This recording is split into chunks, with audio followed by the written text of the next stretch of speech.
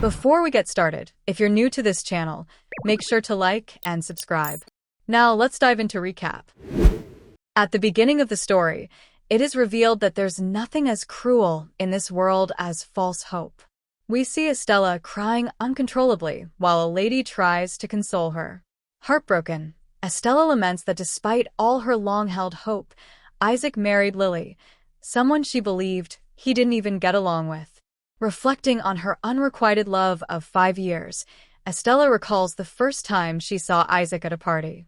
When someone mentioned that the Margrave's heir was present, Estella spotted a handsome man entering the room and instantly fell in love with him. Classic love at first sight moment. Fueled by her feelings, she rushed to her father, declaring her desire to marry Isaac, the Margrave's heir. However, her father informed her that Isaac was already engaged to the Grand Duke's eldest daughter. Shocked and unable to accept the news, Estella fainted on the spot, leaving her father frantically calling for a doctor. So dramatic, 10 out of 10 faint, very Victorian. Estella, heartbroken over Isaac's engagement, was ready to give up hope. That is, until her father shared some unexpected news. Isaac's wedding had been postponed. Initially indifferent, Estella's face lit up when she heard this. Her father explained that he had asked Isaac's father for a favor, citing Estella's poor health and her deep love for Isaac. While Isaac's father agreed to postpone the wedding, he clarified that it was already planned for after Isaac's coming-of-age ceremony. With this, Estella began clinging to false hope, wondering if Isaac's relationship might fall apart. Her father subtly encouraged her optimism, further fueling her dreams. She anxiously waited for Isaac to return from the battlefield, holding onto her fragile hope. However, her world crumbled when she witnessed Isaac happily marrying his love. Despite the cheerful crowd congratulating the beautiful couple, Estella was devastated. She hid her pain as her unrequited love story came to its bitter end. Heartbroken and overwhelmed, Estella sneaks away from the wedding, finding solitude under a tree near a pond. As she weeps, struggling with her emotions, she questions how she could ever face Isaac again. Suddenly, a mysterious voice echoes around her, telling her to turn back time.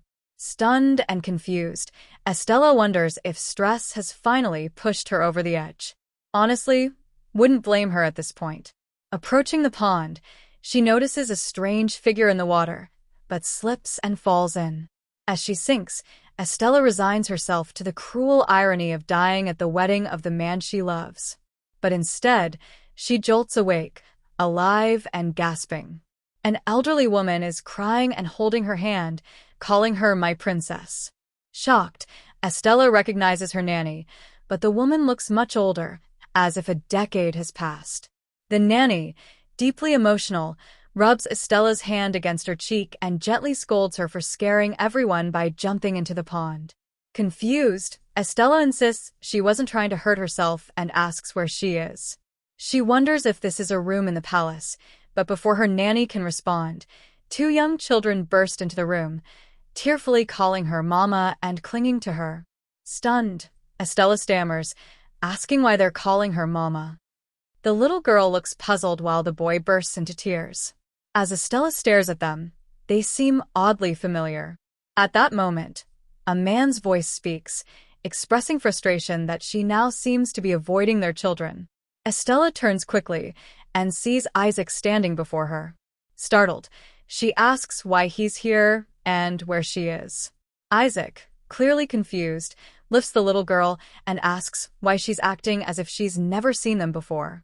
Flustered and overwhelmed, Estella demands to know why everyone is treating her like Isaac's wife. She questions what happened to Lily, convinced she saw their wedding. Her mind races to make sense of Isaac's behavior and the children clinging to him like he's their dad, because, apparently, he is. Isaac, now visibly concerned, decides to call the doctor again, believing Estella may have hit her head when she fell into the pond. Estella panics further, recalling the fall and wondering if this is some elaborate prank. Is Lily in on this? She demands, still unable to believe what's happening. Isaac, more alarmed than ever, instructs the nanny to fetch the doctor quickly. The little girl, worried, asks Isaac if Mother hurt her head, and Isaac gently confirms it. As Estella looks more closely at the children, she's stunned. They look undeniably like they could be her and Isaac's kids. Same blonde hair, same features. But she's completely bewildered, thinking, I have no memory of any wild nights with Isaac. Then she sees her reflection in a nearby mirror and is shaken by the changes. Her cheeks have lost their baby fat, and the corners of her eyes are sharper and more mature. Desperately, she asks what year it is. Isaac replies, 650. The answer rocks her. That can't be right. Her last memory is from May 17, 643, the day she dreamt of being a May bride. Horror washes over her. She's somehow leapt 7 years into the future. As she spirals into disbelief, Isaac and the children watch her with growing concern. Soon, the doctor arrives and examines her. He concludes it's amnesia. She seems to remember everything up until age 21 but nothing afterward. He calls it partial amnesia. Estella is bewildered. Is it even possible to lose 7 years of memories like this? The doctor explains that the shock from her fall likely triggered the memory loss. While there are no visible injuries, she may experience headaches, and her memories could return in fragments. To help with the confusion, he prescribes a tranquilizer. Honestly, she deserves 2 at this point. Isaac asks what happens if her memories never return. The doctor reassures him that she'll still be able to live a normal life and advises against forcing the memories to return. After the doctor leaves, Estella nervously asks if the children are really theirs. Isaac confirms they're twins. Estella realizes they're in the Margrave's mansion. That means they're married? Isaac, visibly irritated, confirms it. Estella marvels at how Isaac has changed over the past 7 years. He's even more handsome now, taller and muscular. She reflects with disbelief and a dash of pride, thinking, dang, future me really scored. Married a stud and had twins? Go off, queen. Filled with excitement, she blurts out her surprise. Isaac, annoyed, questions her reaction. She tries to cover it up, joking, marrying you must have been like winning the lottery, then laughs awkwardly. Isaac, still skeptical, accuses her of possibly pretending and messing with him. He recalls how coldly she treated him just a day ago and questions the sudden shift. Estella feels uneasy under his intense gaze, sensing resentment. She clenches her hands and reminds him of the doctor's words, assuring him she isn't trying to manipulate anyone. She admits she's concerned he seems angry with her and that they need to better understand each other. Despite everything, her heart still races when she looks at him. Isaac's next words hit her like a lightning bolt. They are getting divorced. She protests loudly, asking why they'd be getting divorced. Is this another cruel joke? The tension thickens. The children, distressed by the argument, cling to Isaac and begin to cry. Estella flinches, realizing the impact their conflict is having on them. Isaac tells Estella that once the divorce is finalized, he and the kids will leave. He asks her not to be too angry and picks up the children to go. But before he exits, he stops and points out that the pond isn't deep enough to cause real harm, just soft sand at the bottom. Estella is left frozen in shock. As she reflects, she realizes she has no memory after Isaac and Lily's wedding. Her memories from 7 years ago remain vivid. She begins to wonder, did she actually jump into the future, rather than suffer from amnesia? Estella is filled with questions about Lily's wedding and frustrated that Isaac won't talk to her. As she struggles to come to terms with this surreal situation, she reflects on how different her marriage is from what she imagined. She wishes she could at least remember the birth of the twins. Still confused and desperate for answers, she asks Nana how she lost consciousness. Nana explains that she jumped into the pond, and a servant saw her fall in, but couldn't reach her in time. Estella is left with one haunting question. If this is real, what happened in those missing 7 years? Estella is puzzled by the details and recalls hearing a voice telling her to turn back time. She decides to go to the pond to check for herself, although Nana warns her against sudden movements for her safety. Upon reaching the pond, Estella steps inside and confirms Isaac's words that the water only comes up to her thighs. She steps out, feeling even more uncertain about what happened. She admits she doesn't know what she was hoping to find, but based on everything she's observed, she believes there's only one explanation. Knowing that no one would believe her if she said it out loud, Estella decides to find Isaac immediately to talk to him and get answers. Feeling overwhelmed, she asks Nana where Isaac is, and Nana informs her that he's likely in the glass house with the children. Estella insists on going there immediately, but stops to ask a more pressing question.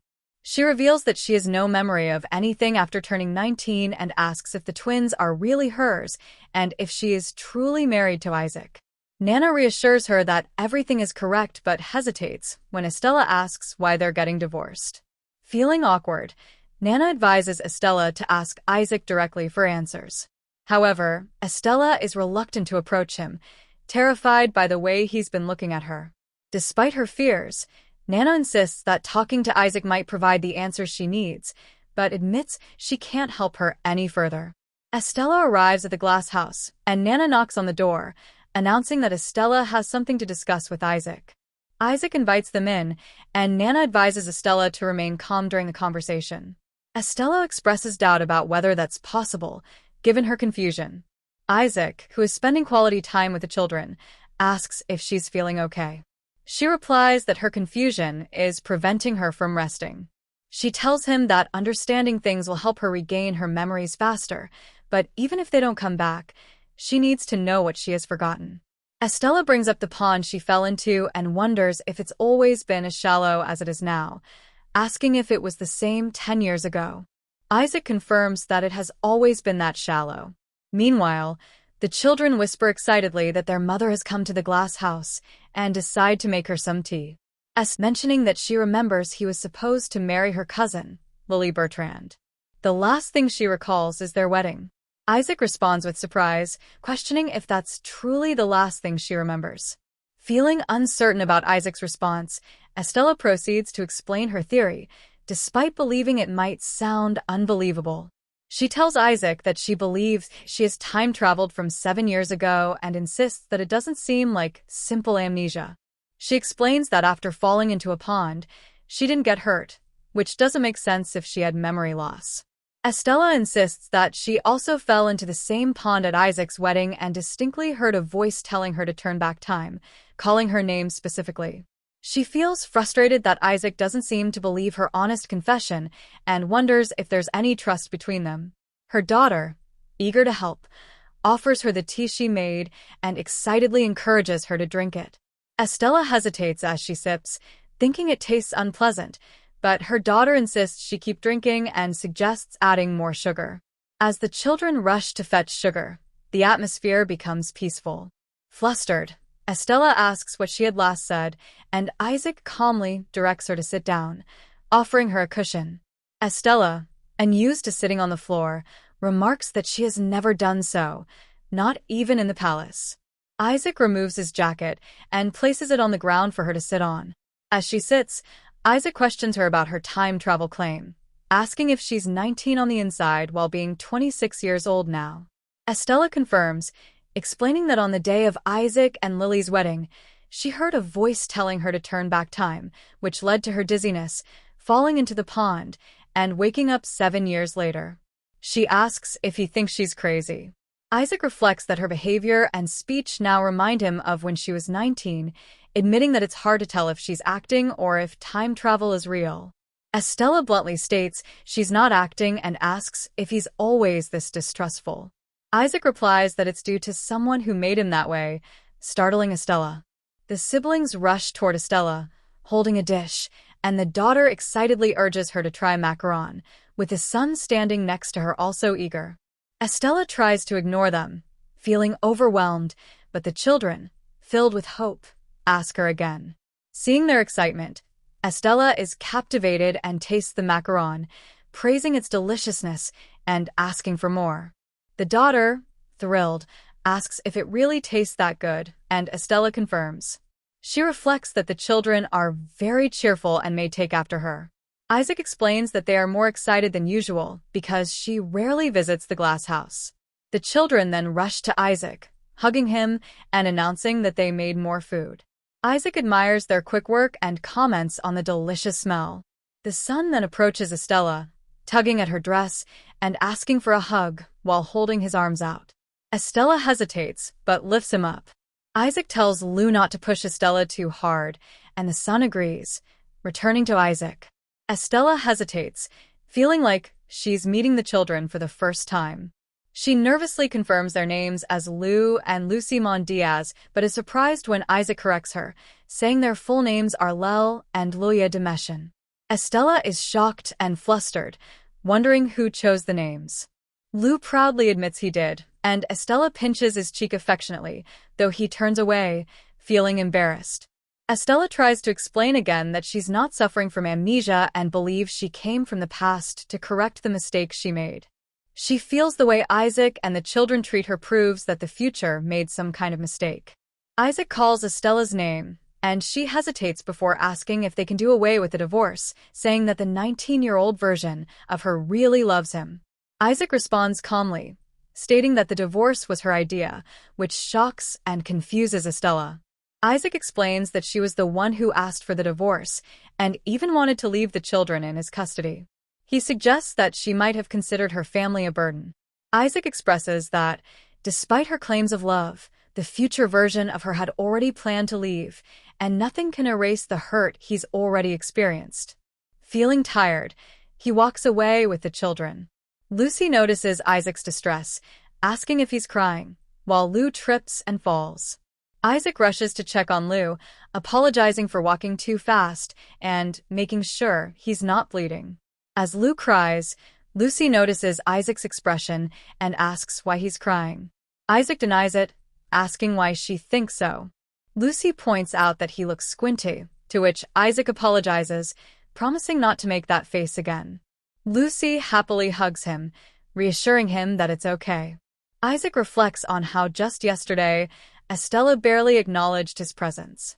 Despite them being married and having children, their relationship felt more like a show. He realizes that Lou and Lucy feel awkward around Estella, and the few times she did interact with them, they were thrilled. Isaac reflects on how Estella was always busy and never seemed interested in family life. He recalls how the joys of marriage quickly faded due to their discord, and ultimately, Estella was the one to give up. Just a week ago, in a flashback, Estella expressed her frustration, telling Isaac that she couldn't live with him anymore, planned to go abroad, and had already arranged everything, including money and a place to live. Isaac is worried and asks if there's another man, but Estella just laughs. Isaac acknowledges that the promises he made to her at 19 no longer hold any meaning. They've faded with time. He remembers her words back then, when she asked him to always trust and wait for her, expressing her deep love. Isaac reflects on the early days of their marriage, when they were happy and peaceful together. Their joy was short-lived, however, when they discovered Estella was pregnant. His happiness was shattered when he learned of a deep secret she had kept from him. Despite being his safe haven, Estella had betrayed him by being involved in a scheme that led to his parents being falsely accused of treason. Isaac's younger sister was exiled, and it was Estella who had orchestrated it all, even though she knew the accusations were false. She had closed the investigation and sent his sister away. Isaac now sees her, the sweet, lovely woman he once vowed to marry, in a different light. Later, Isaac, Lou, and Lucy share a light-hearted moment. Lou playfully hits Isaac on the head, making him smile and gently warn him not to do it again. The kids laugh, and Isaac affectionately remarks that he's back to being a normal dad. He then asks if they're ready for bed, and the children eagerly agree. Isaac tucks them in, and Lou says he wants to play more. Isaac promises they will, but only after they sleep, mentioning that the sleep fairy wants to visit. The kids excitedly talk about how much fun they had with their mother, especially the macarons, and Lucy suggests making more.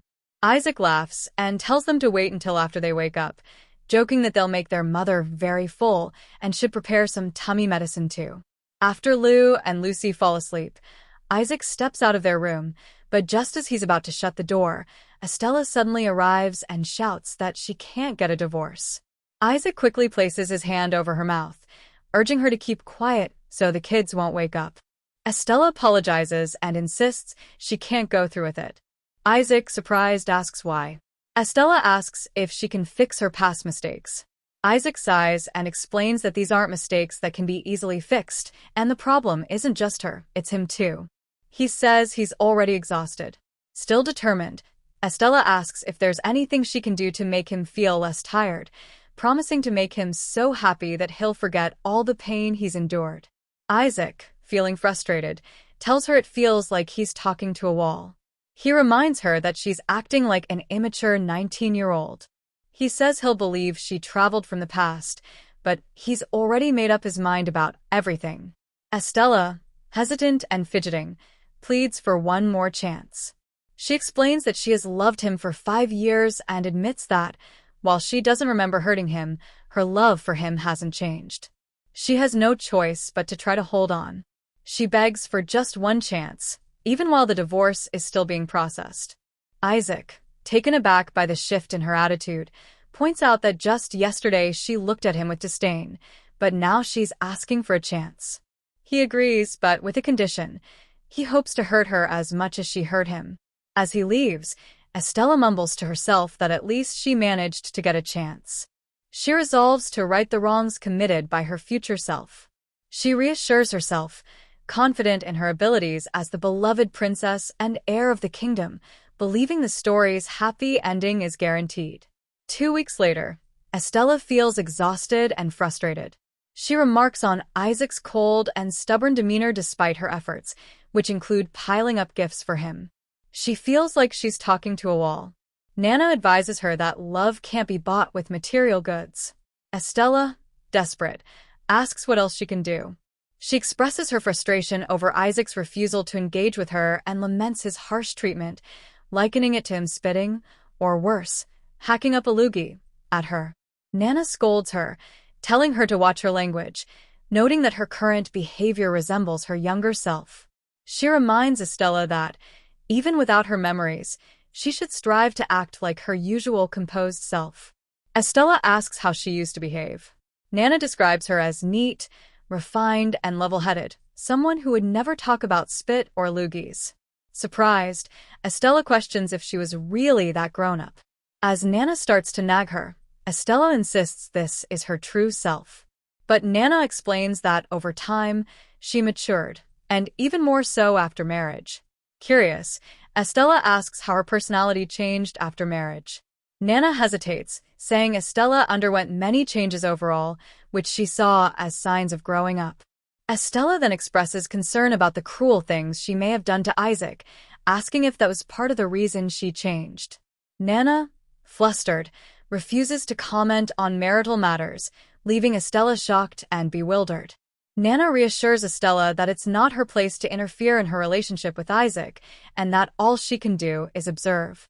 Eager to reflect and make amends, Estella insists on knowing how she treated Isaac in the past. Nana hesitates, saying there were many mistakes and cruel actions, which leaves Estella determined to hear them if she is to change. Nana reluctantly reveals that Estella often isolated herself in her room for extended periods, dismissing all the servants and even barring Isaac from entering. While no one witnessed anything directly, the circumstances gave rise to rumors of an affair. Estella had reportedly brought a different man to the manor every day, leading to those conclusions. Horrified and frozen by the revelation, Estella internally reflects on how low she must have fallen.